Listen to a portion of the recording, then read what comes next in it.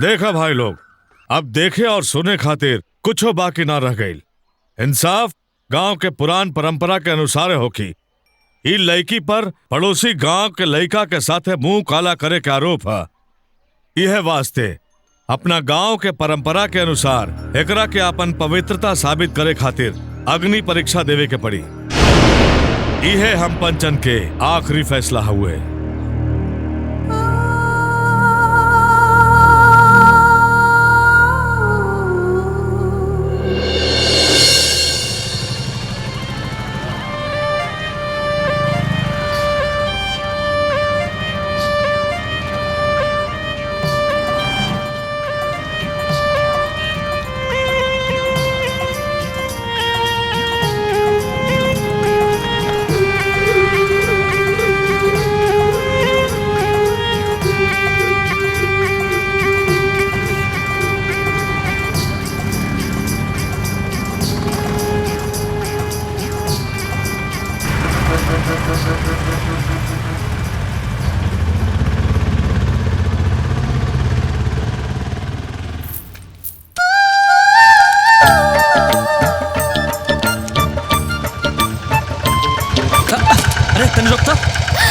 अरे बाप रे!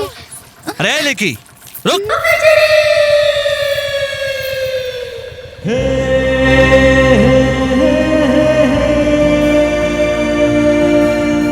ए बाबू, हम कजरी हैं, कजरी। हाँ।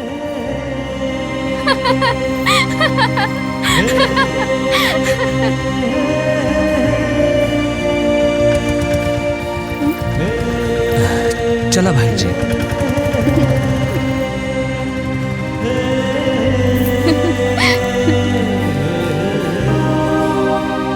काय बाबू, बड़ा गुस्सा में उतर रहली? अब का भइल? कौन है लेकी? ई कजरी ही है बाबू। सारा गांव के दुलरी बिया। गांव में एकरा खातिर त 7 खून भी माफ हुए। काहे? सरपंच के बेटी है का? अरे ना बाबू, कजरी त गांव के लक्ष्मी ही है। आपके पता बा, एकरा पैदा होके से पहले गांव में 7 साल तक अकाल पड़ल रहल। बाकी जब से एकर जन्म भइल बा, आज तक ना त कोनो गांव में अकाल पड़ल और ना ही कोनो मुसीबत आइल। बाकी बाबूजी, ई त बताई रउआ जाए के कहाँ बा? दीनदयाल जी के हवेली। दीनदयाल जी के हवेली? वहां तक केहू रहेला ही ना। बाकी हाँ, उनकर एगो लइका बा, तू तो कबो यहाँ आवेला ना। रउआ? हम अर्जुन हैं, दीनदयाल जी के बेटा। ई लिही बाबूजी, आ गेल राउर हवेली।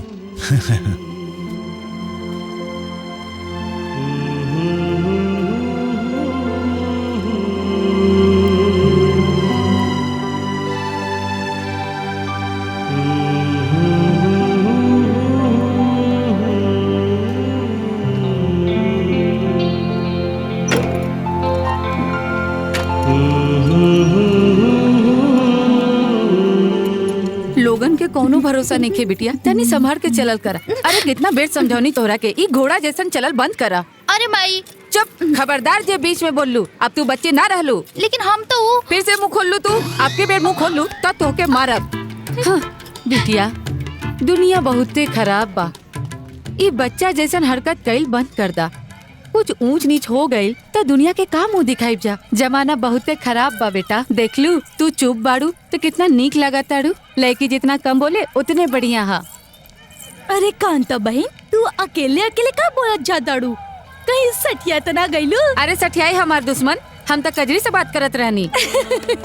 कजरी आज तक केहू के सुन ले हिया? जे आज सुनी तनी पीछे मुड़ के तो देखा। तू लाख कोशिश कर ल, बाकी कजरी के ना सुधार सकेलू। हाँ आवे दा आज ओकरा के टांग तोड़ के रख देव हम आज ओकर। हाँ।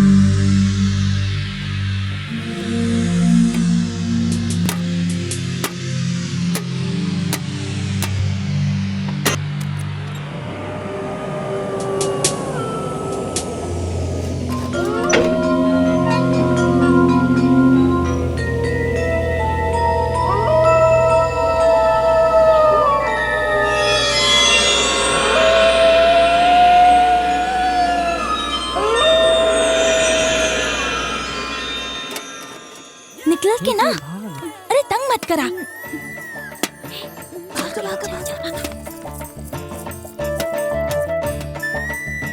ना देर से हिला रहल बानी, निकलत काहे नहीं खे? और जोर से हिलावा। और कितना जोर से हिलाई, कहीं टूट गई तो? अरे धागा रे।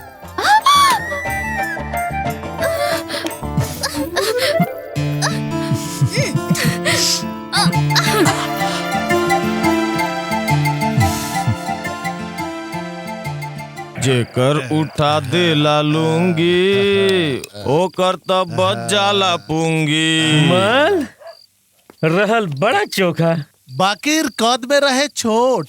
अरे तोरा खातिर न रहल, तू तो खाली हमरा काम के रहल। कुछू कह कासिम, माल बड़ा चोखा रहल। अरे तीखा रहल।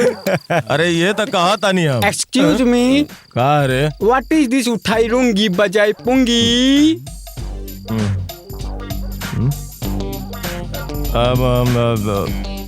This is India and this the very big cloth on this whole body is called the lungi and the very big bean is the pungi. Is that called utha dela lungi tab bach jala pungi? Is the Indian style utha dela lungi tab bach jala pungi. Wow, उठाओ लूंगी बजाओ पुंगी, I like it.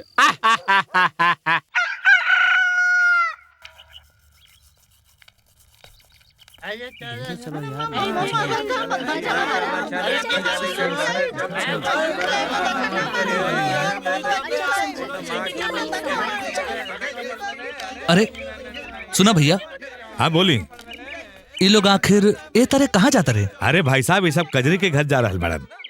अरे ई तो ठीक है, लेकिन आंख बंद करके काहे? ओहे वास्ते कि कोनो खास काम होखी, जैसे शादी, मंगनी, परीक्षा। सवेरे सवेरे कजरी के मुंह देखे से सब काम सफल हो जाला। ऐसन गांव वाले मानेलन। हम चली?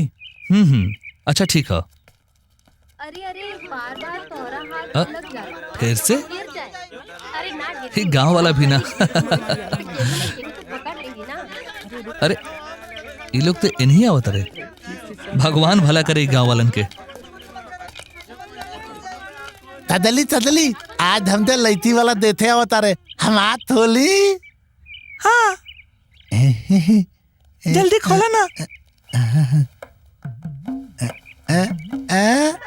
तेलीते बेला कल्लक हो गई। लैती हम तो इथने मिली, हम तो तली सत्यानाथ बली मुत्तिलते तो लैती वाला तैयार भइल है। अब ता होई। बाबूजी, का बात हो गई बाबूजी? थप्पड़ काहे मारा तड़ा? तू कामे ऐसन कैले हुए रंजन?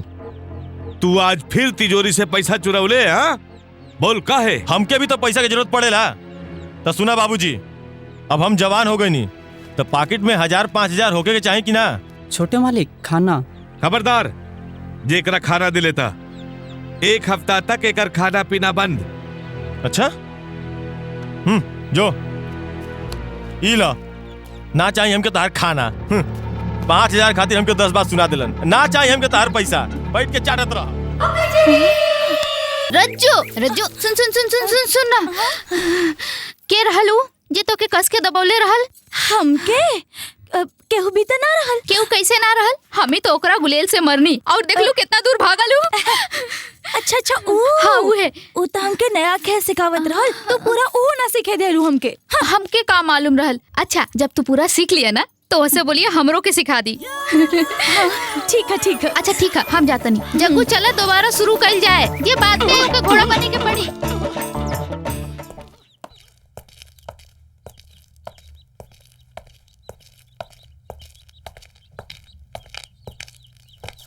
जी संजीव जी आप ही हैं? हाँ हाँ, बोला क्या बात है? जी प्रणाम। प्रणाम। हमार नाम अर्जुन शर्मा है। हम सीतापुर वाले दीनदयाल जी के बेटा हैं। ओहो, तू दीनदयाल के बेटा हुआ? तो तू खड़ा काहे बड़ा? बैठा ना। भाई पहले ही बतावा कि इतना साल बाद तोहरा गांव के याद कैसे आयल? दरअसल अपन उस जमीन के बारे में बात करे आयल बनी हम। जी हमारे मामा जी आपके पास गिरवी रखले हुए हैं। हाँ हाँ, हमके याद है। तो के बड़ा आदमी बनावे खातिर, पढ़े खातिर, लंदन भेजे खातिर। जी हाँ, हम लंदन से सिविल इंजीनियरिंग की डिग्री हासिल करे हैं। बहुत बढ़िया। अब आगे क्या करे के इरादा है? जी हम अपन जमीन पे बड़ा कारखाना डालल चाहतनी, जेकरा से यहाँ के लोग के रोजगार मिल सके। ऐसे पहले हम अपन जमीन छोड़ावल चाहतनी। जी आपके पास गिरवी बा?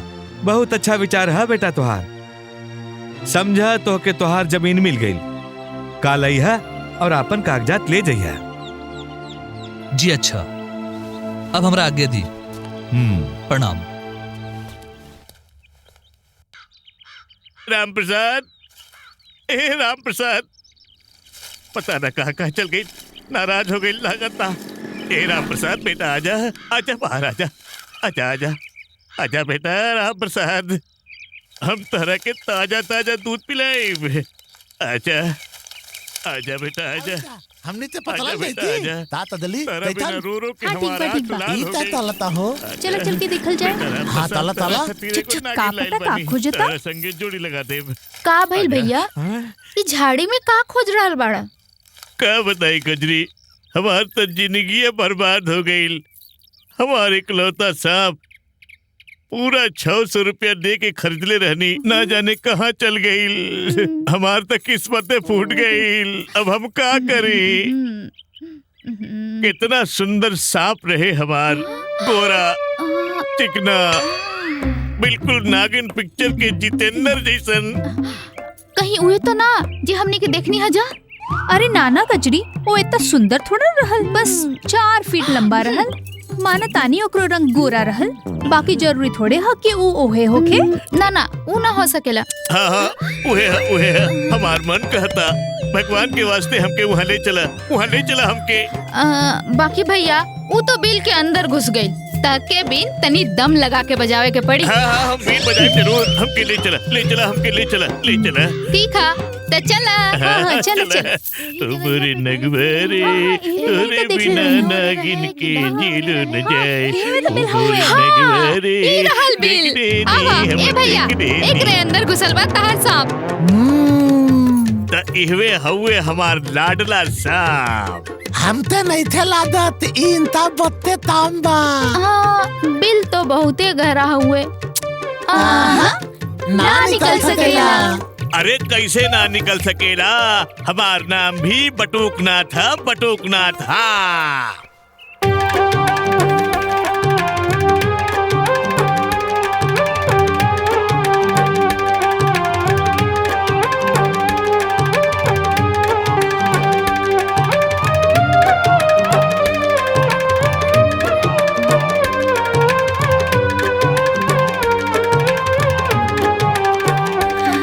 तनी जोर से बजावा ना, और जोर से।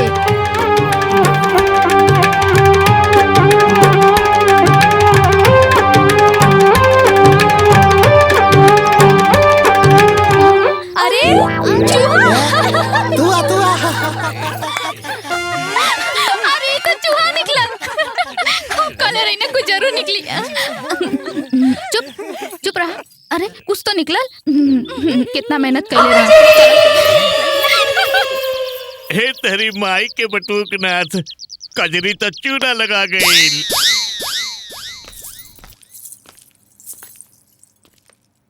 नमस्ते कंपाउंडर बाबू।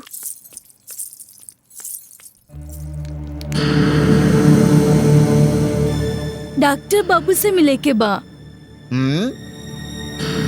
खाली बैठल बाड़न, जाए अंदर। चल कलमुही, चल अंदर। माई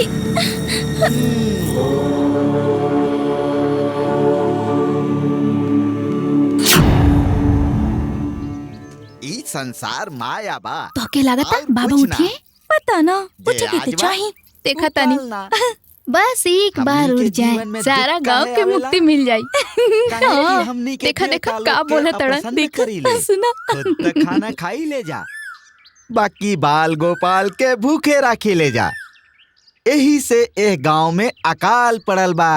बाकी महाराज यहाँ बरिसन से अकाल ना पड़ल हो। हम जानता नहीं पुत्री, एह जोगी के आँख से कुछ नहीं खे बचल। बाकी हमार आँख इहो देख रहल बा कि जवन कई बरिस से एह गांव में नहीं खे भइल, उ अब होखे जा रहल बा। का महाराज? शनि के साया है गांव पर पड़ चुकल बा। बर्बादी आवे वाला है। तब हमने के का करे के चाहिए महाराज? हाँ महाराज, रोवे कुछ उपाय बताई। अब तो आप ही सहारा है। एक गांव के बचा ले, दया करी अन्नदाता।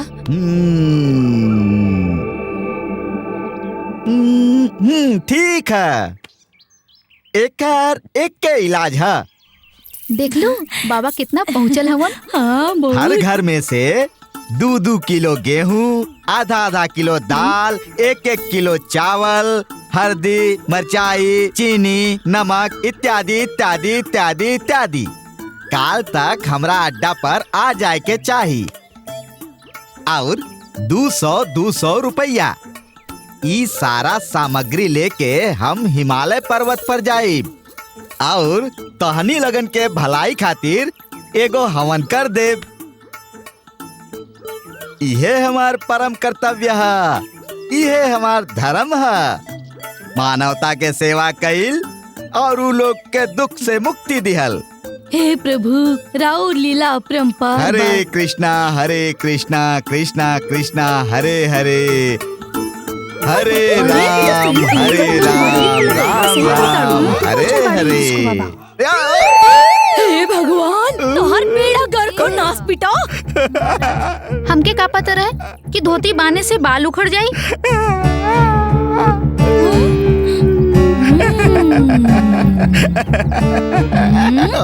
अरे ये तो ठग हुए। अच्छा महाराज, तहरा सलियत। बेचारा तो गई। उदित पिटाता।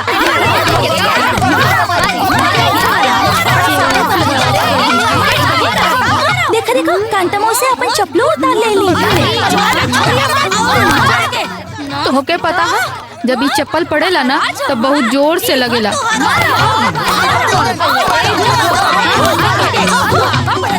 बहुत मार पड़ता बेचारा के, है ना? चप्पल के मार। हाँ, अब तोहर कृपा से बाबा के जल्दी मोक्ष मिल जाई।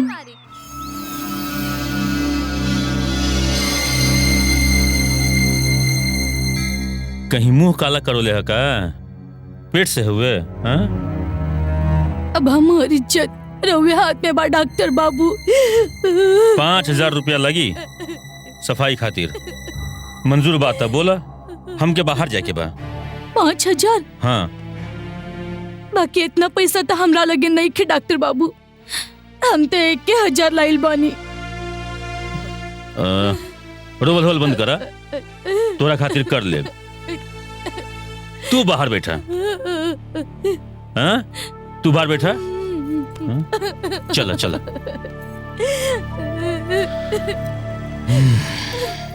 आवा गोरी, चला भीतर है, चला। आवा आवा आवा, लेट जा आराम से लेट जा। हाँ हाँ हाँ, लेट जा।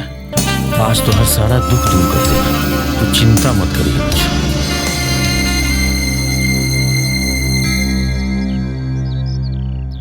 और कितना टाइम लगी बाबूजी? हाँ, अरे अभी तो शुरू कैले हुई हैं। साफ सफाई में टाइम तो लागेला ना।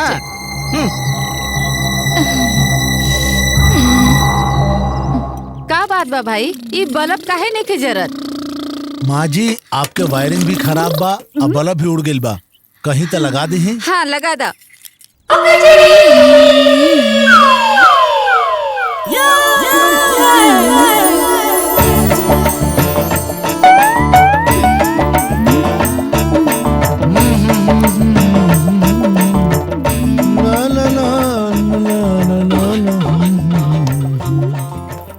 माँ जी, औरो कोनो काम होगा तो बता दी, आज हम एकदम फ्री बनी। लगा दे ले बल्ब, बस के लगा दे ले। ले पैसा और जा जा। का रे, तो के कपड़ों पहने के सहूर ना आइल? अरे तोरा तो इतनो सूद नहीं के कि ऊ कमीना तोरा बदन के कैसे निहारत रहे। तो का हो गइल माई? बोरिंग पे जब आदमी लोग कपड़ा उतार कर नहा लेना तो हमू देखे नहीं। हे राम, अब कैसे समझाई छौड़ी के? अरे तोरा साथी के लड़की सब शादी करके माई बन गईली, आ तू ऊँट जितना हो गईलू, बाकी अकिल ना आइल। आज से तोर घर से बाहर जाइल बंद। आज से खाना तू ही बनेबू और घर के सारा काम भी तू करबू। पर माई, हमके तो खाना बनावे ना आवेला। अरे तो सीख लेना, ससुराल जेबे तो तोरे काम आई। तो सीख लेना, ससुराल जेबे तो काम आई। नमस्ते संभावना बहन। नमस्ते संभावना जी। नमस्ते। कैसे चल रहा बा और प्रौढ़ शिक्षा अभियान? हाँ, थोड़ा बहुत प्रगति है। ओइसे अब लोग धीरे धीरे शिक्षा के महत्व भी समझे लगलन। और आपके अंधविश्वास निर्मूलन? अंधविश्वास के जो मामला है वो धर्म से जुड़ल है। लोगन के विश्वास और अंधविश्वास में फर्क दिखावे में थोड़ा समय तो लागी ही। बाकी फिर भी हमनी की कोशिश अभी जारी है। अच्छा, नमस्ते, हम चलत आनी। नमस्ते।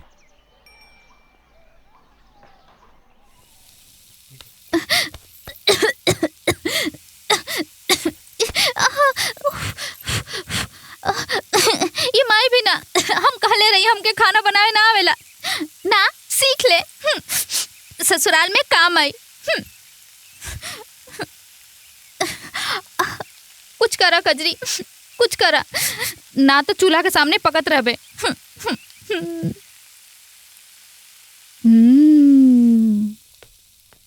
कजरी के माई, जल्दी से खाना परोसा, हमके बाजार जाए के बा। बाबूजी आवा ना, बैठा, हम खाना परोस देतनी। अरे बेटा, ये तू का हालत बना के रख ले बाड़ू? वो काम करत करत ऐसन हो जाला बाबूजी। अच्छा, ला खीर खा, हम बनौले हई। आज खाना और बेटी बनौले बाड़ी। कजरी। हाँ। अच्छे बनौले हुई।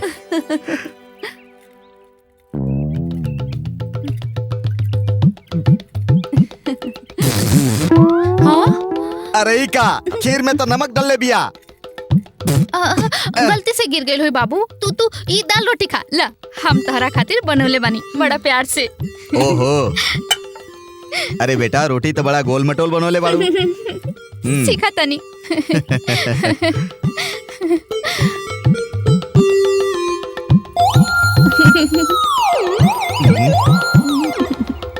अरे कजरी, ई का अकेले बाड़े तू? ई कैसन खाना बनौले बिया? दाल में चीनी भर देले बिया। बाबूजी वो कहा कि पहिल बेर बनौले बानी, यही से 3-4 महीना में तो सीख जाए। 3-4 महीना? तब तक हम भूखे मर जाए। हाँ, हम कुछ नहीं की जानत। आज से अभी से तू रसोई में ना जीबे बस। बाबूजी, माई के कहल बात हम कैसे टाली? तोरा माई के? तू माने ले कहे बात? हम कुछ नहीं की जानत। आज से अभी से तू रसोई में ना जीबे बस। जाओ लइकन के साथ खेल। हाँ ठीक है, बाबूजी कहतरन तो हम जाता नहीं। थोड़ा खुदो काम कर ले वाल कर।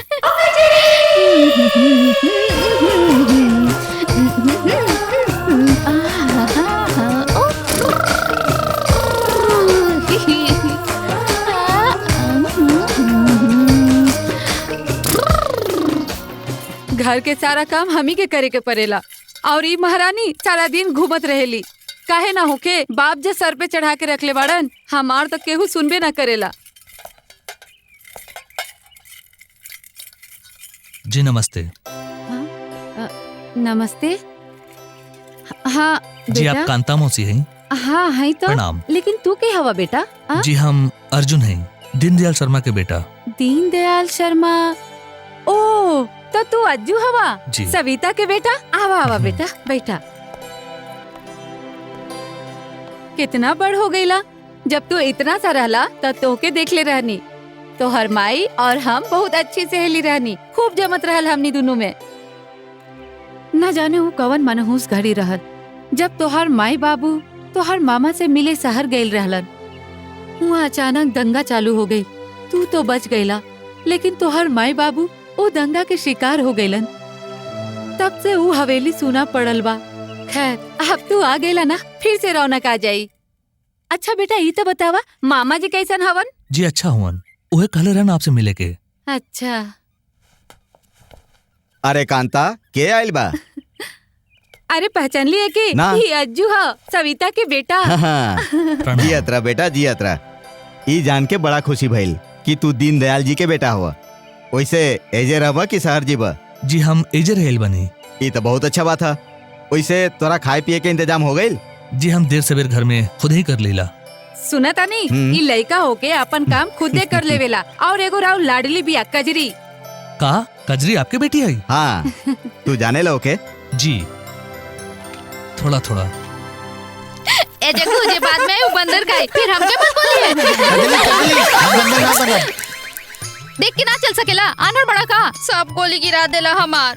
अरे हम तो फिर भी इंसान जैसन चलीला, लेकिन तू तो बेलगाम घोड़ी जैसन बिना एने ओने देखले दौड़ल आवत रहलू। बेलगाम घोड़ी केकरा के बोला तड़ा? गांव वाला ना जे ना तो तोहे मार मार के बंदर बना दिए, समझला? अब वो भी बिना पूत के। यह सब गांव वाला तोरा के सर पे चढ़ा कर रखले हुए। अगर हमार बस चले ना ते तो हर दोनों चोटी काट के गांव में गोल गोल घुमा दे हम। फिर देखा तनी तोर गांव वाले का करत रहे। हमार चोटी कटबा ला काटा ना काटा का भेल डेरा गेला का डेरा गेला ला काटा ना काटा का भेल डेरा गेला का काटा दम बात काटा दम बात। हाँ हाँ ठीक बा। माई यदि ना बुलेले रहित तो हम तो के देख लेती। चला तनी इतना ताले अरे तो कुछ का हाथ पकड़ लेलस। अब तक चल गई।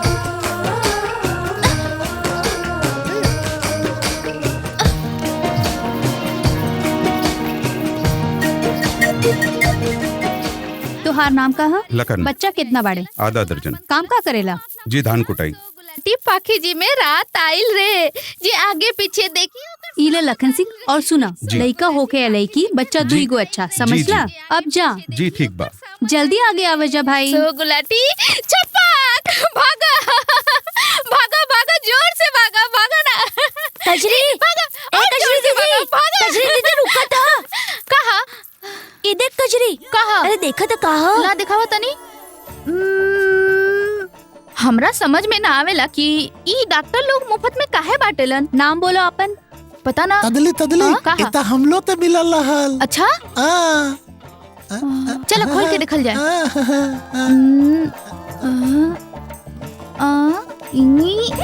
अरे ये तो गुब्बारा है, देखो ना। कहाँ है दीदी? हम तो गुब्बारा बस जा चला जाए यहाँ से। हम तो बस बोली हम चला जाए यहाँ से। ए अरे तू जा। हम तो बस फुलावे के चाहत रहनी, मन करे तो रहुओ आके फुला ली। ए क्लिप लगा रे। ये प्रकाश कब से देखा तानी क्या कर रहा तू? जल्दी करना, ये ऊपर खींच पर्दा के। ये नीचे ले रख रहा, साइड में कर रख रहा। ए डोरी देना बाबा, कब से बैठल बाड़े? ए पगली कजरी यहाँ कहाँ घुसल चला लावत आड़े तू? देखत नहीं क्या रामलीला के तैयारी हो रहल बा? चल भाग यहाँ से। नाना बनवारी काका हमके भी रामलीला में काम करे के बा। अच्छा तोरा के भी काम करे के बा? लड़की लोग कबो रामलीला में काम करेली? ना लड़की करेली। तो घर में झाड़ू बहारू करेली। चल भाग जो यहाँ से, चल चल जल्दी निकल भाग यहाँ से। अरे प्रकाश अरे जल्दी कर, अरे छोटू पर्दा के नीचे ले आओ रे। कैसन कैसन लोग चलावेलन रामलीला में, डिस्टर्ब करे के काम करेलन। काम करब का काम करी? न घर के काम करेले न स्कूले के काम करेले, सारा दिमाग खराब कर देला समाज।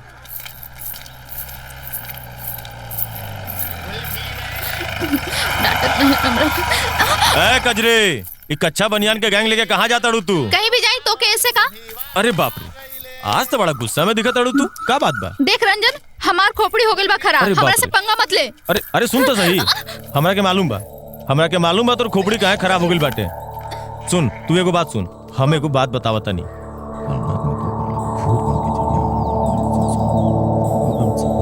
समझ गेलू? रंजन तू पहला बे जिंदगी में अकील के बात कैला। अच्छा अब तू जा। अरे सुन चलो तो तू सही। आवा। चलो चलो कजरी, चलो चलो ए जल्दी कजरी, कर आवा। सुन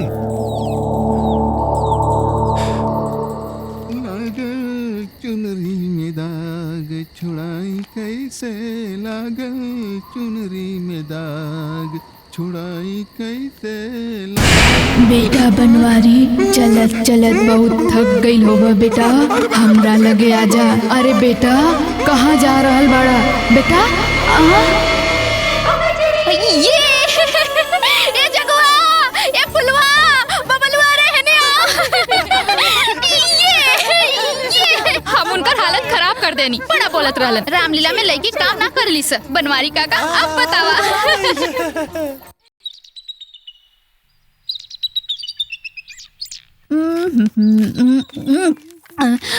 पता बा जैसे हमार हाथ हवा में देखलन तब बनवारी काका के तो होश से उड़ गई।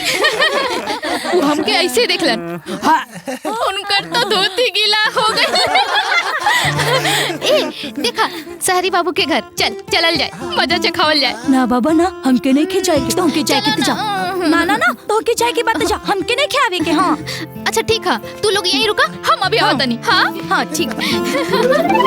कजरी भी ना बिल्कुल बच्चा जैसन हरकत करे ले। ओके तो इहो नहीं के मालूम कि एगो जवान लड़की के एगो जवान लड़का के घर में अकेले ना जाए के चाहिए। ए तू बहुत दूर के बात करे ताड़ू। जब ओकरा पहला बार महीना आयल रहे तो ओकरा लगा कहीं चोट उट लगे के कारण ओकरा खून आ रहल बा, और पूरा गांव में घाघरा उठा के देखावत रहे। तू ओके समझैलू ना? ना बाबा ना, ओकरा बताई भी तो कैसे? अगर हम ओके बता भी देती तो पूरा गांव में जाके बता दी, और इहो बता दी कि हम ओके बतावे से मना कैले हई। हाय राम, पता ना उस सहरी बाबू के का होई। ए बाबू, रसोई में खड़े खड़े का बनावत रहा? खाना अब चाहे बैठ के बनाई चाहे खड़े खड़े, इससे तोहरा का होता? हाँ लेकिन ऐसे खड़ा होके खाना बनावे में तोहार ई टांग दुखाई ना का? ना, हमरा सब काम खड़े खड़े करे के आदत है। ओ फिर तो तोहार नाम खड़क सिंह होके के चाहिए, हाँ ना?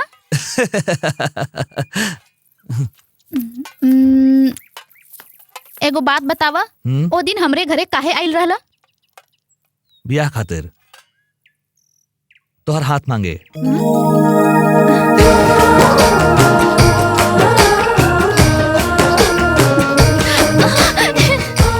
ई तो के अभी ना मिली।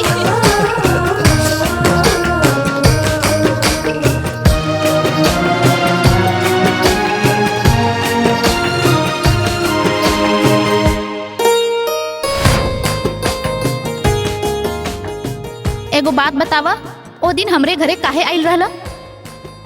बियाह खातिर तोहर हाथ मांगे।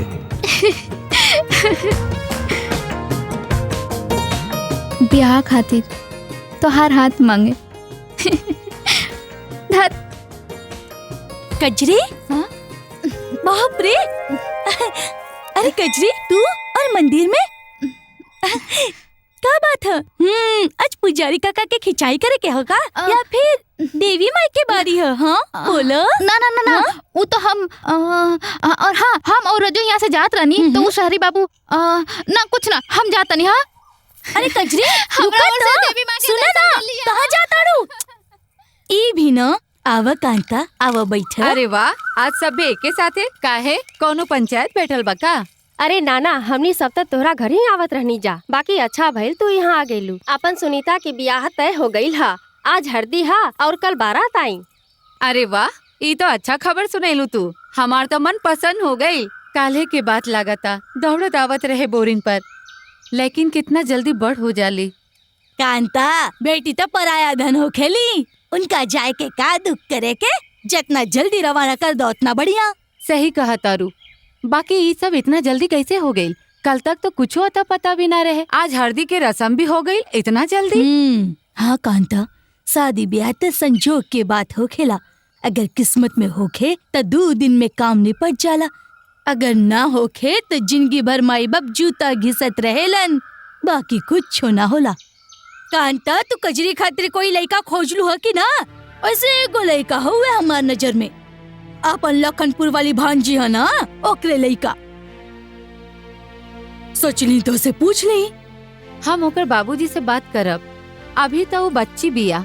ओकर बाबूजी भी सोचत रहलन जब वो समझदार हो जाए तब शादी के बाद कइल जाए। अरे भाई साहिब के तो मती मारल गईल हा, और कितना बड़ा करबू लड़की के, तार जैसन तो हो गईल बिया। हाँ कांता, लड़की लोग दिमाग से ना शरीर से बड़ हो खेली। तोरा हमरा में कितना अकेल रहे बियाह के समय कि अभी तू कचरी के समझदार होके के इंतजार करत हो। शादी के बाद अपने आप अकेला जाला। तो हर बेटी हमनी के बेटी से अलग थोड़े बिया जे तू ओकरा के फूल जैसन संभाल संभाल के रख ले बाड़ू। सोच लो कांता, कजरी हमनी के बेटी से 1-2 साल ज्यादा के ही निकल सकेले। ऊंच ऊंच नीच हो गई तो सूरज भैया के नाक कट जाई। फिर मत कहिया कि बाड़ बुड़ समझौलन ना, बाकी तो हार मर्जी।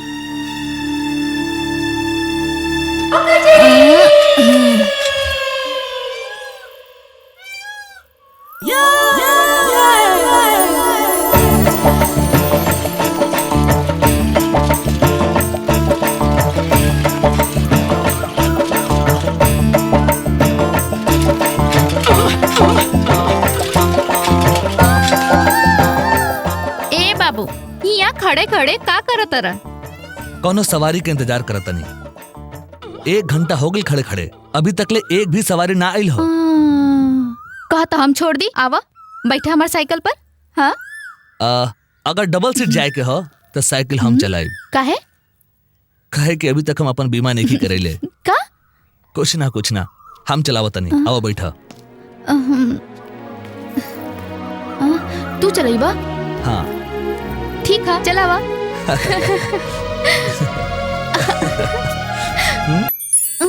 ए बाबू, हाँ? कहाँ खो गईला? कहीं ना। कहीं तो खो गईला हुआ ना तो।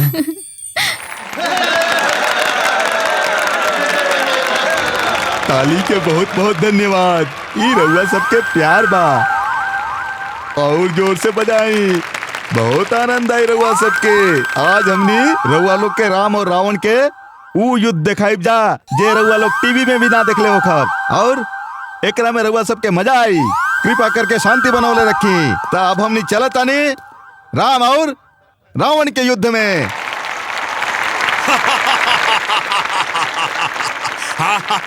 हम लंकेश आई, कहा हुए राम और ओकर वानर सेना। आज हम ओकरा और ओकर सेना के चीटी जैसन मसल के रख दे। पहले राम भक्त हनुमान से तो निपट ले पंचानन। अबे पंचानन ना दशानन बोल। लेकिन एकरा तो 5 गो सिर हुए। हम तो सिर्फ तोर स्वामी से युद्ध करब लकड़ीधारी वानर। अबे लकड़ीधारी ना गदाधारी बोल। जब ओकर हाथ में लकड़ी हा त गदा कैसे कह दी? अगर तोरी है इच्छा बा तो तू एजा रुक। हम भाई प्रभु राम जी के भेजत हई। प्रभु राम, प्रभु राम, प्रभु राम। अरे जल्दी आओ ना रे पाड़े।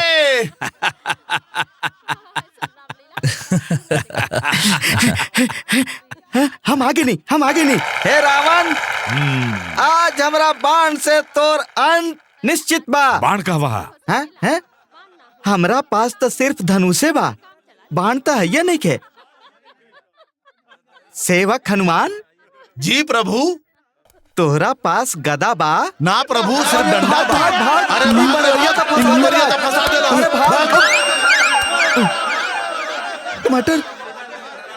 टमाटर के हम का करब? चला खा लेता नहीं। खाओ को कम से कम पेट तो भरी। ई का हो गइल भगवान?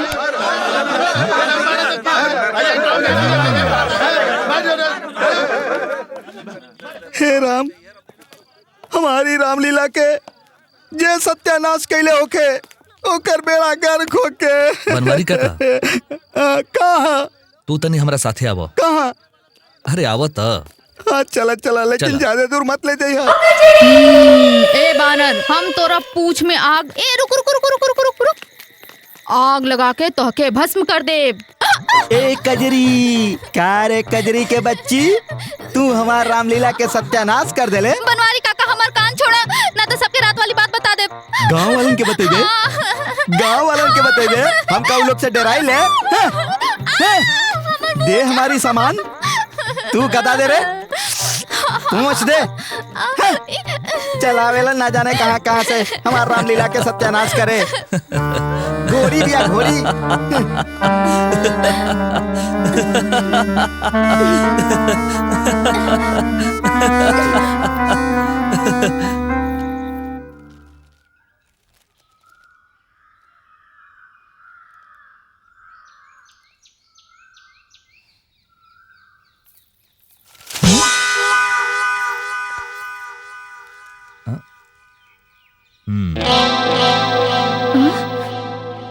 तू अपने मने काहे मुस्कुराता रहा? तोहरे के देख के। वैसे आज मौसम बहुत सुहाना बानो, हानो? तू अपना आपके का समझला? हम सोचनी शहरी बाबू हवन, नया बाड़न हमार गांव में, काहे तंग करी हम इनका के? बोला कबो तोहर काम में टांग अड़ौली हम। लेकिन तू तो हसे के कहले रहे कि तू बनवारी काका के लेके आवा हुआ? हाँ, आपन काम से मतलब ना रखल जाला तोहके? वैसे मोछ जचत रहे तोहरा ऊपर, लगा के रखल करा ना। देखा तू बात के पलटा मत। हमरा तो लागल कि तू खाली हंसते हुए अच्छा लागेलू, लेकिन कल रात के पता चलल कि रोवत खानी भी तू बहुत अच्छा लागेलू। ओ वैसे गुस्सा भी काफी जचला तोहरा ऊपर। देखा बाबू, हमार खोपड़ी हो गई खराब। तू हंसा मत। हाँ, कोनो बात ना, बदला तो हम तोहसे लेके ही रहब, छोड़ब ना हम तोके, समझला?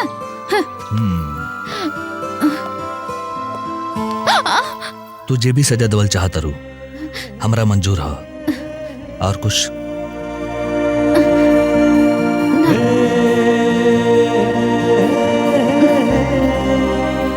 सुना? कुछ ना, जा।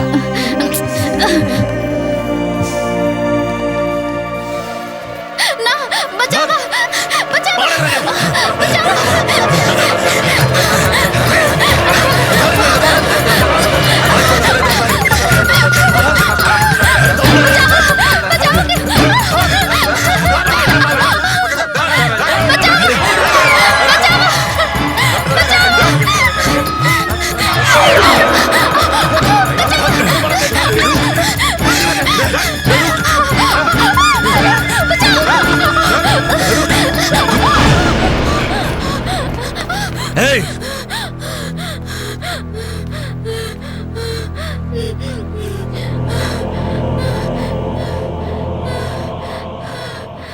लौंडे, चाल लड़की के हमरे हवाले कर दे।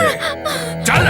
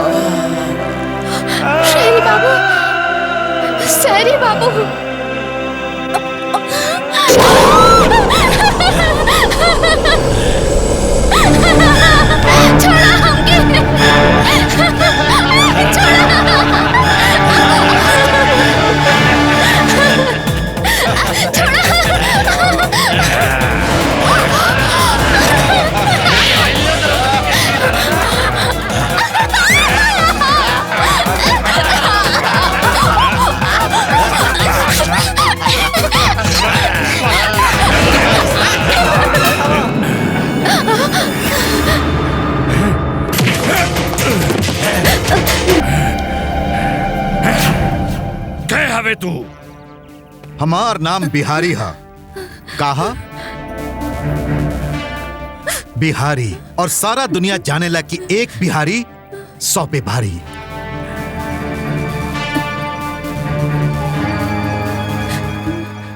ए बिहारी, बकवास बंद कर। जब हमरा सामने जवान लड़की हो खेले ना, तो हम फटाफट कपड़ा उतार के खा के चल दी ले। तो पीछे लौंडिया हमरा हवाले कर दे।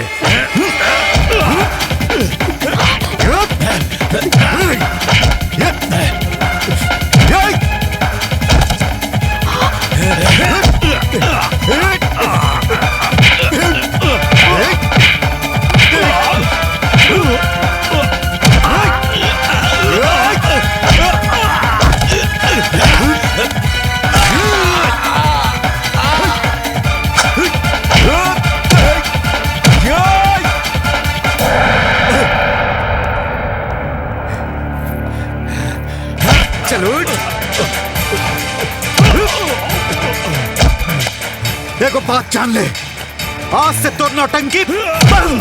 आज के बाद गांव में नजर ले तो उधेड़ के रख दे, समझ ले।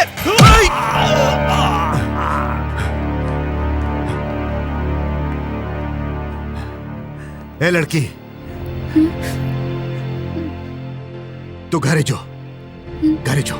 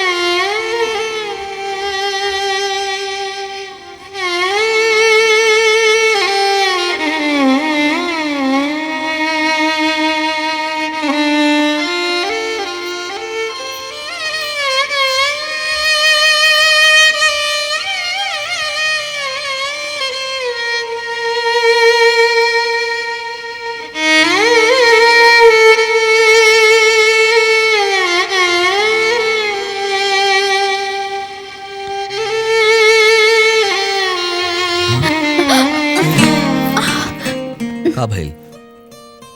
तू डरा गेलो? हाँ, काहे? हमके कुछ कहे क्या? हम जाना तनी। तू का कहल चाहत रू? तू यह कहल चाहत रू ना कि हमारी हालत के जिम्मेदार तू हो? हाँ, हम बहुते बुरा हैं। तू हमके सजा दा। तू बुरा ना, भोली हो, एकदम छोट बच्चा जैसन, सबसे अलग, सबसे जुदा हो तू। सचमुच तोहरा से जे भी ब्याह करी वो बहुत खुशनसीब होए। बेटा पहले खाना खा ला, बात बाद में कर लिहा। अच्छा हम चलता नहीं। वैसे सजा तो तोहरा जरूर मिले के चाहे।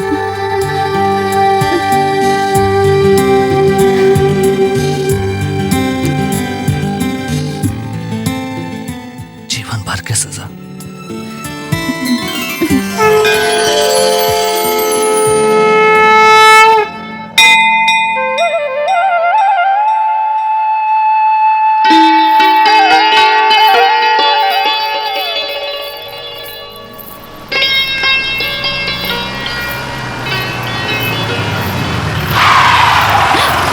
कजरी कहाँ जाता रू?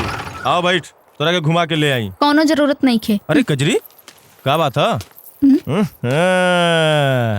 ये तो बिल्कुल ही बदल गई। हाँ, लेकिन तू ओइसन के ओइसने बड़े। अच्छा सुन, हम शहर गए रहनिया। हाय देख, तोरा खातिर हम शहर से का लेके आइल बनी, देख तो सही। का हई? ये एकरा में भरल बा ज्ञान के भंडार। ज्ञान के भंडार? अकेले बैठ के पढ़िए रात में। हाँ? समझ ले? ठीक है। सुन तो सही। कहा? जब ज्ञान हो जाए तो दिहल मत भूलिए। का? गुरु दक्षिणा।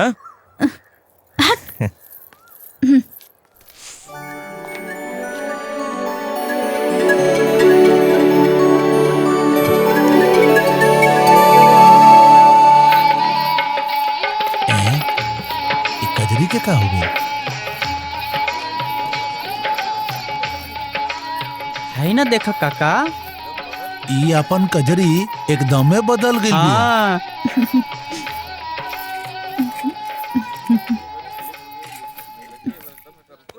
अरे कजरी कहाँ चल गेल रहल तू? अज्जू तोहार इंतजार करत रहलन, तोके हर जगह ढूंढलन। मंदिर गेल रहनी माई। कहाँ हवे अर्जुन बाबू? अरे वो तो मुंबई चल गएलन, उनका मामा जी बीमार बाड़न, बड़ा जल्दी में रहलन। लेकिन माई ऐसन भी का जल्दी रहल कि वो हमसे मिले बिना चल गिलन। अरे काम से गइल बाड़न, आ जाइहन।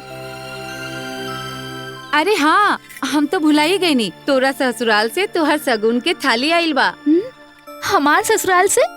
अज्जू से तोहर शादी तय हो गई।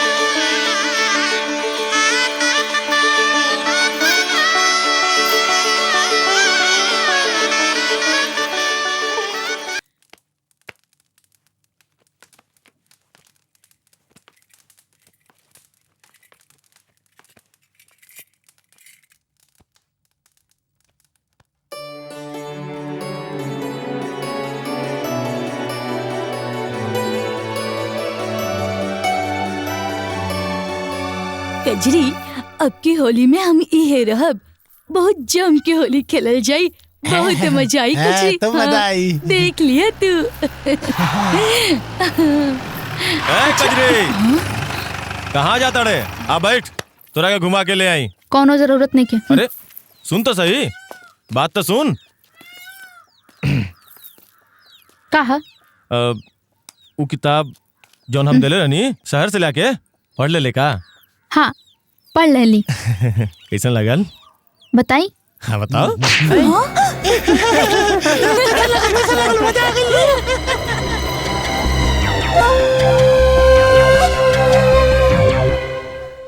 पचासों मिल जाई है कजरी जैसन, लेकिन के कमी थोड़े बा।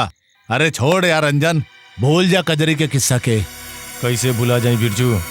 वो लड़की पूरा गांव में फरल चौराहा पे सबके सामने हमरा मुंह पे थप्पड़ मरलस। जी में तल साली के उजे रपेट दी। बाकी का करती हम? सारा गांव के लोग ओकरा साथे रहलन। अरे गांव वालन के तैसी के तैसी तू एक बार बोलता सही, ये हवे उठा लाई साली के अभी के अभी। ना कासिम ना, यह करे के होई तो हम कब के कर लेती। अब तो कुछ ऐसा करे के है कि वो छौड़ी पूरा गांव में मुंह दिखावे के लायक ना रहे।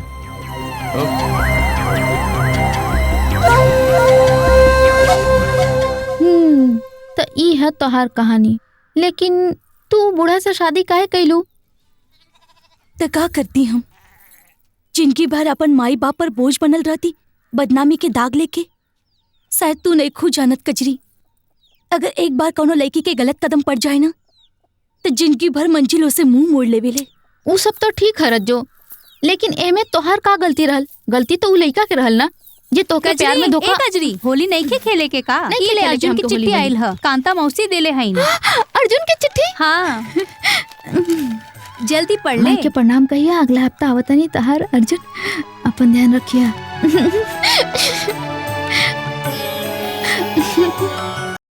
कजरी, ए कजरी सुन, रुक तो सही। हमके कुछ ना सुने के बात तो सुन। देख, हम तोरा से माफी मांगल चाहतनी।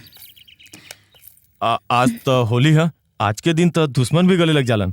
हमनी तो फिर भी दोस्त हैं। अब हम क्यों किताब तोरा के ना देवे के चाहत रहे? तू हमरा के माफ ना कर सकेलू?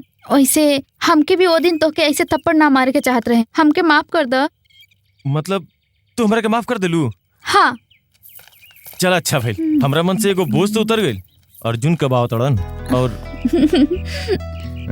तू अपन बियाह के लड्डू कब खेबे कजरी? तोरा अर्जुन से बात करे क्या?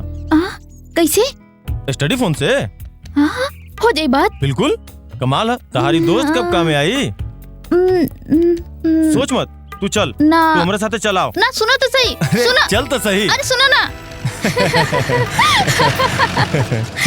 अच्छा ही बता, अर्जुन से बात का कर दे। हम तो अर्जुन बाबू से कह दे, हम बहुत नाराज बानी। अरे अर्जुन और हम तो लंगोटिया यार हैं। तोर अब ये बात करवाओ तने, तू चल और तोर बियाह में सबसे आगे हम ही नाचब।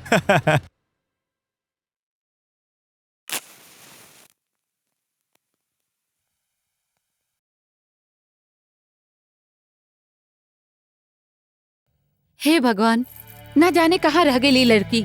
आधा रात होके के आई, लेकिन ई लड़की के कौनो होता पता नहीं के। न जाने कब अकेला आई लड़की के। एकर बाबू भी अब तक ना आइलन। पियत होयन अपन निकम्मा दोस्तन के साथे। बचपन में हमनी एक साथे कितना खिलत रहनी है कजरी, याद बा? उ रंजन, बहुत रात हो गई बा। मतलब घर में बाबूजी और माई बहुत परेशान हुई है। तू परेशान बिल्कुल मत हो, हम बानी ना तोर साथे। हम कह दे कि तू हमारे साथे रह ले। हाँ वो तो ठीक हुए, लेकिन हम सोचत रहनी कि हमनी के अगर काल आ जाती। अरे तू चिंता बिल्कुल मत कर, अब ये फोन पे बात करके हमनी के वापस चलब जाए। रंजन वापस चला। अर्जुन से बात नहीं करेंगे का?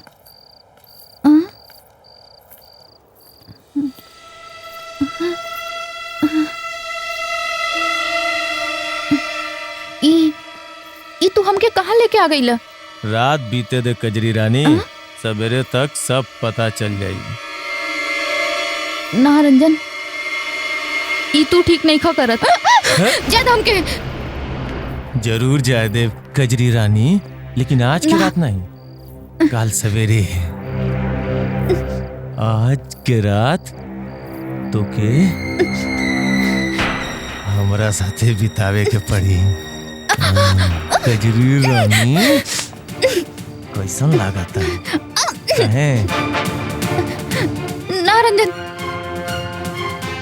तू ऐसा कुछ ना करबा। हमके जाए दा। घबरा मत, जाए दे, बिल्कुल मत डरा। हम तहरा के हाथ ना लगाई कजरी रानी, लेकिन आज तहार इज्जत उतरी जरूर। हाँ। रंजन छोड़ हमके। चल अंदर। रंजन दरवाजा खोला। थप्पड़ मरला के नतीजा आज पता चली। रंजन दरवाजा खोला। रंजन हमके जाए दा। खोला रंजन, हमार बाबूजी इंतजार करत हइए। रंजन दरवाजा खोला। रंजन।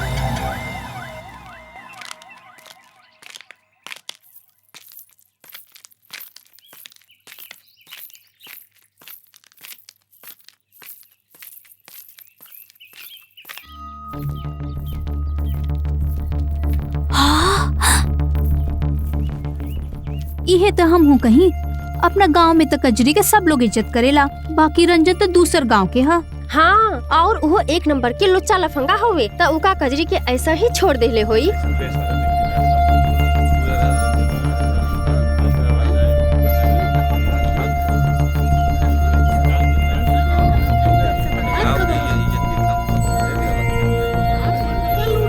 ए तदली तदली तदली, तू तहाँ लाले बोलना चुप ताई वाले।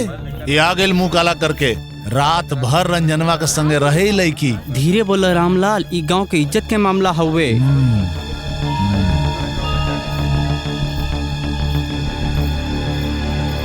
बाबू कहाँ रहले तू अब तक? अरे कल मुही, तोरा तनिको शर्म ना आई हमने के इज्जत से खेले में? अरे बाप के पगड़ी उछाले से पहले कुछ तो सोच ले रहते। हम तो बस अर्जुन बाबू के फोन। सुन कजरी, अर्जुन के नाम मत ले अपन गंदा जबान से। अरे जब ओकरा पता चली तो ना जाने वो का कर ली। करी का तोड़ दी रिश्ता और का। लेकिन हम ऐसा का कैले है? तू का कैले हा? ये तो हमनी से पूछत हुए कजरी। एगो लड़का के साथ रात बिता के पंचायत में बहस करते हुए। हम सच कहता नहीं चाचा। तू हमके चाचा मत बोल। हम यहाँ तोहर चाचा के हैसियत से ना, सरपंच के हैसियत से बैठल हैं। एक गांव वालन तोह के बेटी के दर्जा देहलन। तोहर हर नादानी के ये लोग माफ कैलन।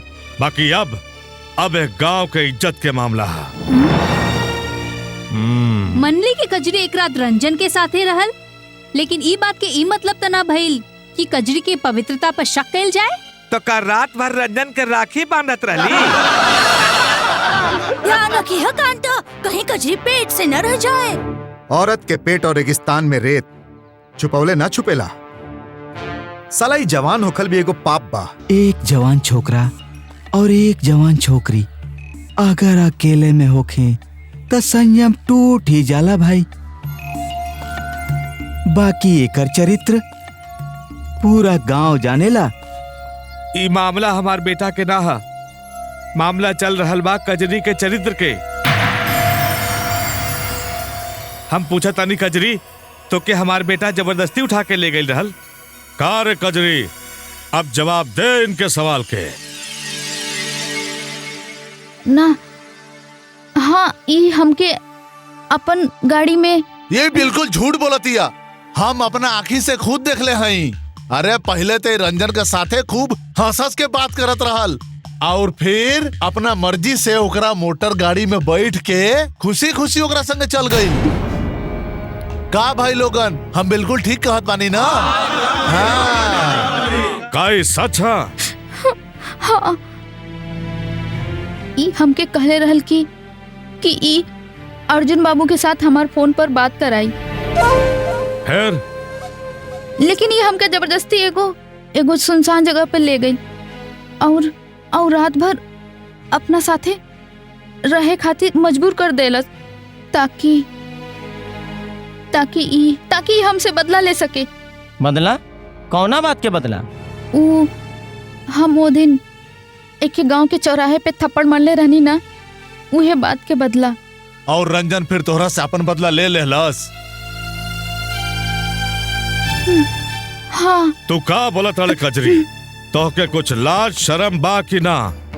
एक तरफ तो तू ही कहता रे कि रंजन तोरा से बदला लेलस, दूसर तरफ तू इहो कहता रे कि रंजन तोरा साथे कुछो ना कैलस। आखिर सच का बा? हम सच कहता नहीं, हमरा साथ ऐसा कुछ नहीं किया भाई। तू कहा ना रंजन? हाँ ना हम कजरी के साथ ऐसा कुछ नहीं कैले। का पंच लोगन, आप लोगन के का राय बा?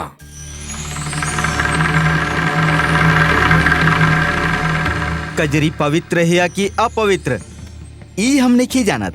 हम तो सिर्फ इतने जानतानी कि एक रात रंजन के साथ में रहे और हमार राय में ई दोनों के शादी करा दियाली उचित रही ताकि दोनों गांव के संबंध बनल रहे। का संजीव जी, आपके का राय है? ई मामला लड़के के इज्जत के हुए और हमार लड़का से जुड़ल है और पंचन के भी यह राय है, तो हमके कौनो एतराज नहीं के। लेकिन हम क्या,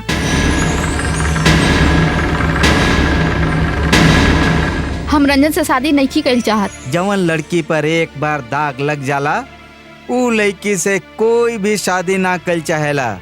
देखी, केहू के मर्जी के खिलाफ जबरदस्ती शादी करवावल भी गैर कानूनी है, और जबकि कजरी खुद कह दिया कि वो बेदाग हुए। फिर तो इस समस्या के एक के हल है, अग्नि परीक्षा।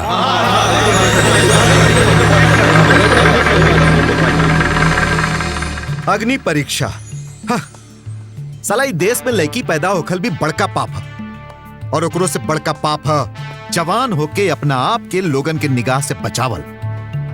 पाप पर पाप, पाप पर पाप, पाप पर पाप। ना ई ना हो सकेला। काहे ना हो सकेला? जब कबो ऐसा समस्या आ जाला तो पुरान रीति रिवाज के ही सहारा लेवे के पड़ेला। अगर आपके लड़की रंजन से शादी नहीं कइल चाहत तो के जरत आगी पे चल के अपन पवित्रता के प्रमाण देवे के पड़ी। अगर उ ना जरल तो पवित्र बिया, जर गई तो अपवित्र।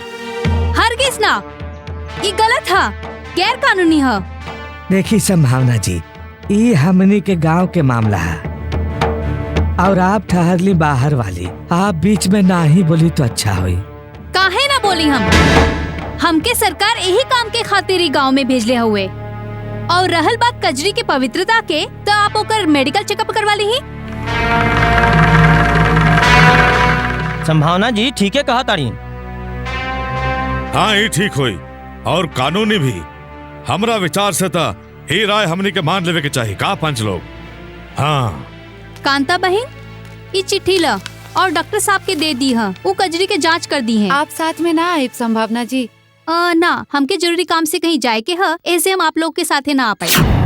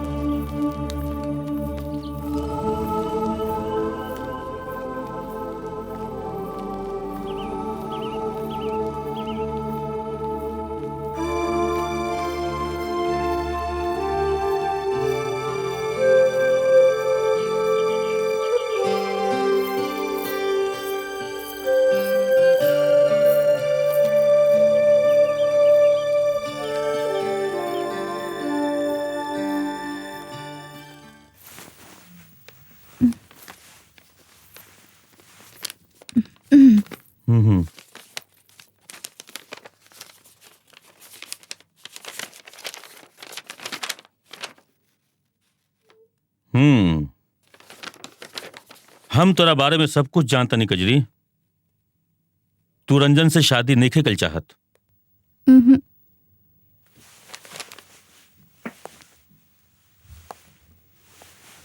तू ओकरे साथे सुतल रहले? ना। अच्छा अच्छा अच्छा, आप चल आज आप बैठ। लेकिन कजरी यह बात साबित करे खातिर कि तू पवित्र बारे गांव वालन के एगो सर्टिफिकेट के जरूरत पड़ी। वो तो हम तो दे देव, लेकिन ओकरा बदला में तू हमके का देबे? अरे हम तो मजाक करतानी, आराम से। हाँ तू बैठ, हम तोरा खातिर इंजेक्शन लेके आवतानी। बाकी अगर हम तो के पवित्रता के सर्टिफिकेट न दी तो सोच तोरा साथे का हुई। गांव वालन तोर परिवार के हुक्का पानी बंद कर दी हैं। तू सोच कि कितना मुसीबत खड़ा हो जाई। तोहर माई जहर खा के मर जाई। तोर बाबूजी जीते जी फांसी लगा ली है। हाँ, और लोग तोरा के उल्टा बोलिहन, उल्टा। सच कहता नहीं। लेकिन अगर तू हमार इच्छा पूरा कर देबे तो हम तो के अच्छा सर्टिफिकेट देब। तू केहू से भी शादी कर सकेले। ये फैसला तोरा हाथ में बा कजरी। हाँ या ना?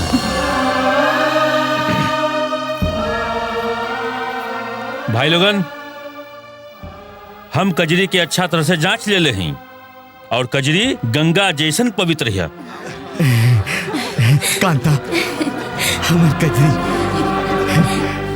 अरे हमार कजरी गंगा जैसन पवित्र बिया। हमार कजरी गंगा जैसन पवित्र बिया। हमार कजरी पवित्र बिया। हमार कजरी पवित्र बिया। हमार कजरी पवित्र बिया। कांता, भगवान हमार सुन लेलन। हाँ कांता, हमार कजरी पवित्र बिया। भगवान हमार सुन लेलन।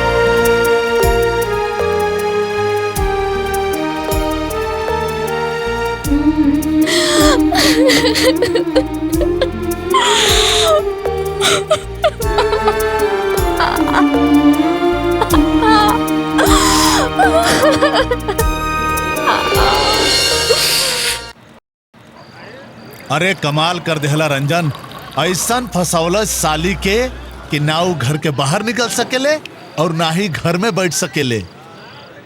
और लखिया बतावत रहल कि आजकल तो दिखाते नहीं के और ओकर चुन्नू मुन्नू भी जैसे गायब हो गए। अरे दिखाई कहाँ से दिही, आपन रंजन ऐसा मुंह काला कैले होकर बाकी जिंदगी भर सोची कि हम केकरा से पंगा ले लेहनी। अरे ई बात पे जशन होई के चाहे जशन, ई ला पिया जा।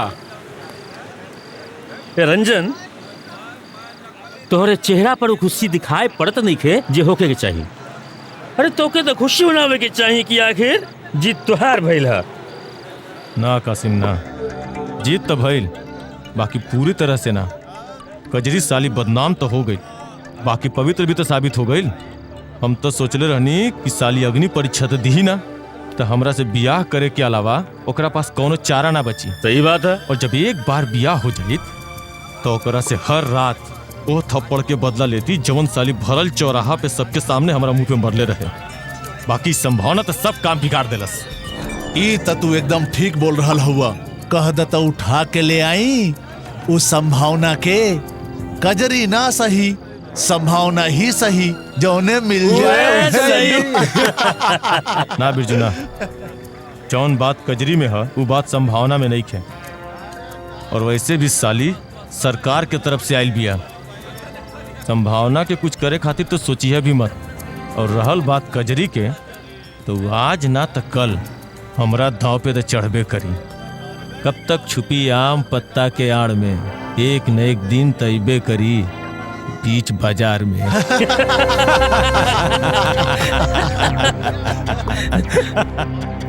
हम डॉक्टर जी के लगे जाता नहीं, कल तोहर बाबूजी के तबीयत ठीक ना रहे, तने पूछाई कोनो घबराए के बात तो नहीं के ना।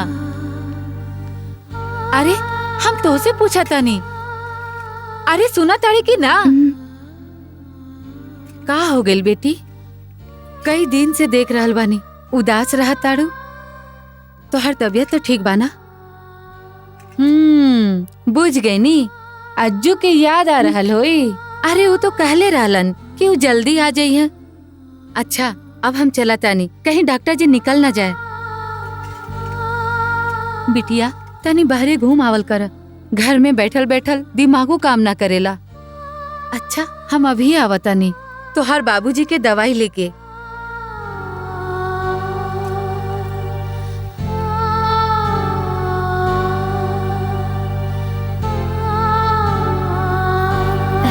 कचरी कचरी चला ना खेले के। हमके नहीं खेले के, तू लोग जा। अच्छा तो हमनी के घरे में खेलल जाई। लेकिन हमने का खेलल जाई? डॉक्टर वाला खेल खेलल जाई। हम डॉक्टर तू मरीज। जो यहाँ से निकल जा, यहाँ से। हम कहनी ना हमके नहीं खेले के, जा यहाँ से। कचरी का हो कचरी के? चलो चलो।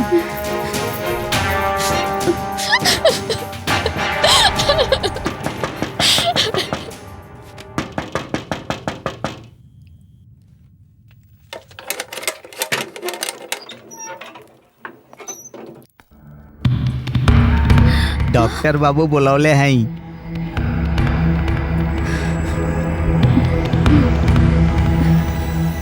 तू जा, हम आ जाए।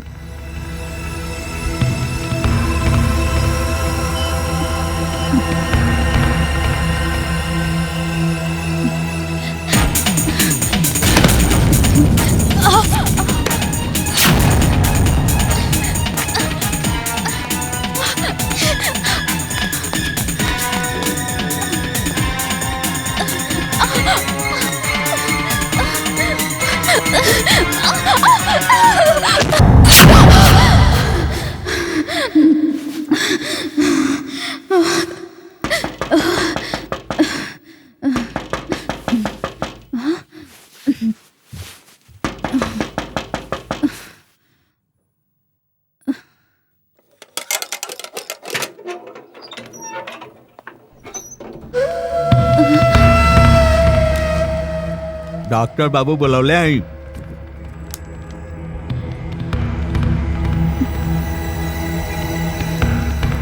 तू जा, हम आ जाए।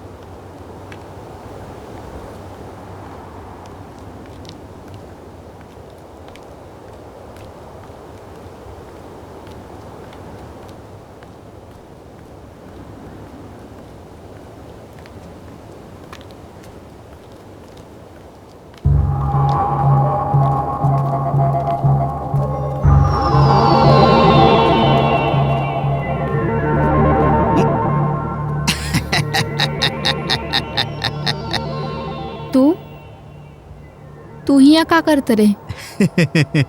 तोर इंतजार। काहे? डॉक्टर बाबू के पास नहीं खे जाए के का? डॉक्टर बाबू के काहे परेशान करेलू? जानकारी तो हमू रखेली। डॉक्टर बाबू के बाटेलू, हमके डांटेलू।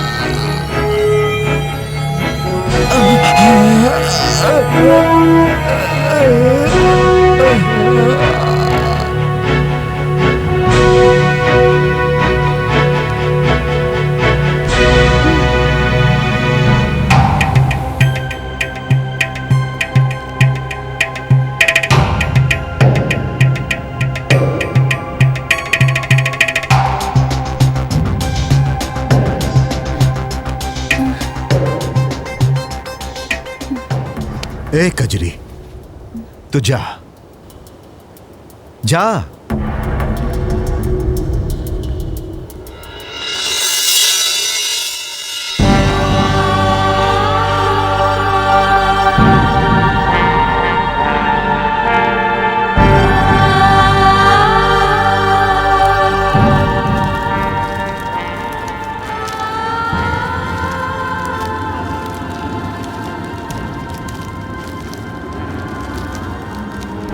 अपना दामन पर लागल दाग के मिटावत मिटावत हमार आत्मा पर इतना गहरा दाग लग चुकल बा कि शायद अगर भगवान ओकरा मिटावल चाहे तो ना मिटा सकेलन। केहू नहीं खे जानत कि वह दिन जांच के बहाने वो डॉक्टर हमारी इज्जत लूटलस, हमके नोचलस, और हम कुछ ना कर सकली, कुछ भी ना। काहे कि अगर हम ये सच्चाई सबके बता देती तो वो डॉक्टर हमके झूठा साबित कर दी और गांव वालन हमरे माई बाप के जीते जी मार डालतन। इतना हिम्मत ना रहल हमरा में कि एगो हैवान के चेहरे से नकाब हटावे खातिर हम अपन माई बाप के बलि दे देती। लेकिन तू तो हमार कुछ ना लगेला, फिर काहे बचैला तू हमरा के? कहे कि हम एगो गुंडा हैं, एगो बदमाश जे तड़ी पार होके एक गांव में आयल रहे, जेकरा से एक गांव के एक एक आदमी डराला। कहे कि हम उ लोग जैसन शरीफ ना हैं, उ शरीफ लोग जे ई तो देखलन कि कजरी एक रात रंजन के साथे रहल, बाकी कजरी की आंख में छुपल मासूमियत के ना देख सकलन। अगर यह सराफत है तो नहीं खे बने के हमरा ऐसन शरीफ, हम गुंडे भला हैं। साला एगो हंसत खिलत लड़की के जिंदा लाश बना के रख दिलन सा। माँ दुर्गा भी काली के रूप धैले रही और लाखों राक्षस के वध कैले रही। तू तो खाली एगो राक्षस के मरलू हा, तो कौन सा पाप कई दिलू हा? ए रोवा मत, मत रोवा। सुना, अब तू जा, वरना एक गांव वालन तोके हमरा संगे देख लिया ना तो फिर से तोहरा पंचायत बैठावे के पड़ी, फिर से देवे के पड़ी तोके अग्नि परीक्षा। सुना, अर्जुन आ गेल हवन, हम उनका सब कुछ बता देले हैं। उ तोरा से मिलल चाहता हूं।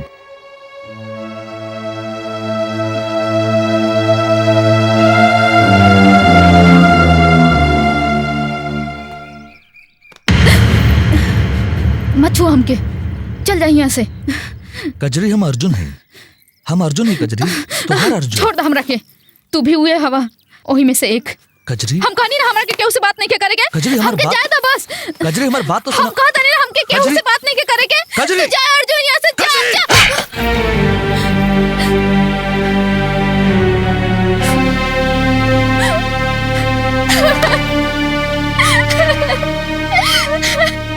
अर्जुन बाबू, तू कहाँ रहला जब हमारा ऊपर आरोप लागल रहे?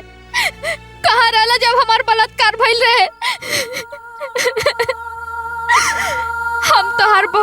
इंतजार कैनी, लेकिन तू आवे में बहुत देर कर देला।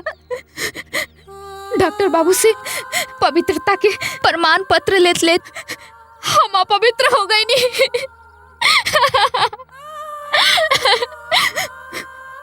अर्जुन, हम तोहर लायक नहीं खे, तू चल जा यहाँ से। हमके केहू के जरूरत नहीं खे, हम अकेले जियल चाहता नहीं। तू जा, चल जा यहाँ से। ए पगली, हमार दिल कहता कि हमार कजरी आज भी निर्दोष है। हम तो हर जिस्म से ना आत्मा से प्यार के लिए हैं, और आत्मा कभी मैला ना होला। और हम आज अपन प्यार के कसम खाता नहीं कि तोहरा वही चौपाल पे इंसाफ दिलाई। चल कजरी, हमरा साथे चल।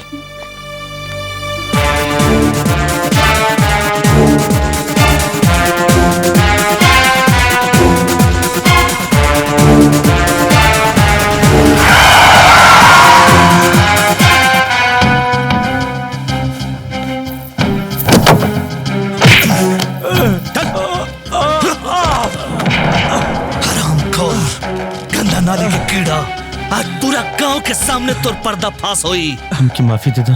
माफी और तो के हमकी माफी दे दा।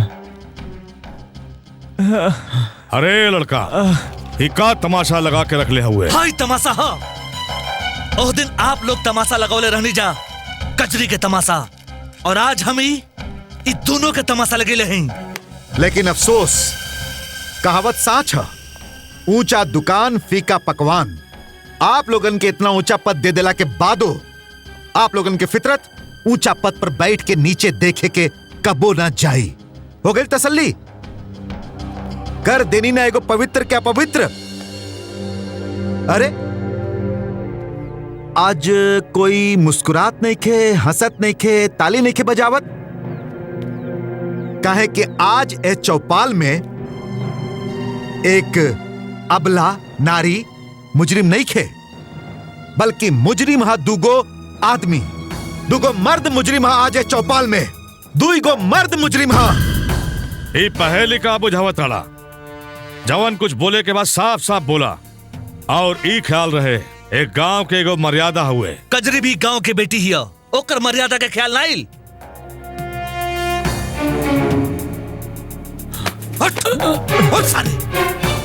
ते बता रे कमीना, का कैले रिश्तो दिन क्लिनिक में कजरी के साथ है? इंजेक्शन से बेहोश करके हम कजरी के बलात्कार कईनी। का?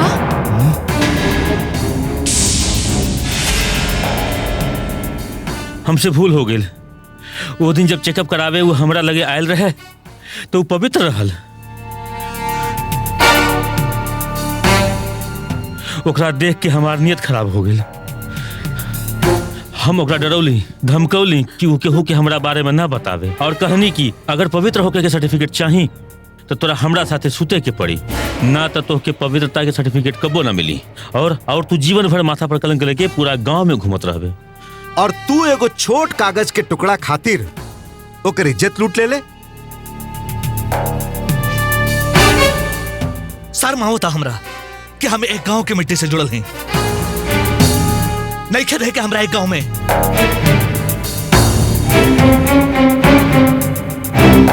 चल कचरी, एक गांव से कहीं दूर चली जा।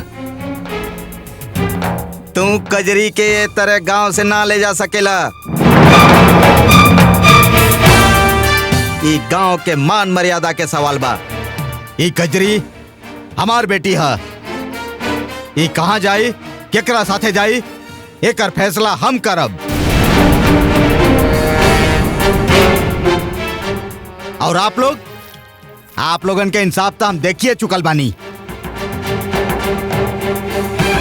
बेटा अर्जुन जी। जा बेटा। बाबूजी, हमरा के आशीर्वाद दे। एकरा तू अपना साथे ले जा। हमारा आशीर्वाद हमेशा तहनी दोनों के साथे बा। जा बेटी जा। चला कजरी। अरेस्ट देम ऑफिसर। ले चला लोग के, चला। मिस्टर बिहारी, तो के कंपाउंडर के खून के इल्जाम में गिरफ्तार कैल जाता। चलिए इंस्पेक्टर साहब। साहब रुकी। बिहारी बाबू, सारा गांव के लोग आपके गुंडा मानत रहलन, लेकिन हमके आज पता चलल कि आप गुंडा तो रहनी लेकिन सिर्फ राक्षसन खातिर, बाकी लोगन खातिर तो फरिश्ता हैं।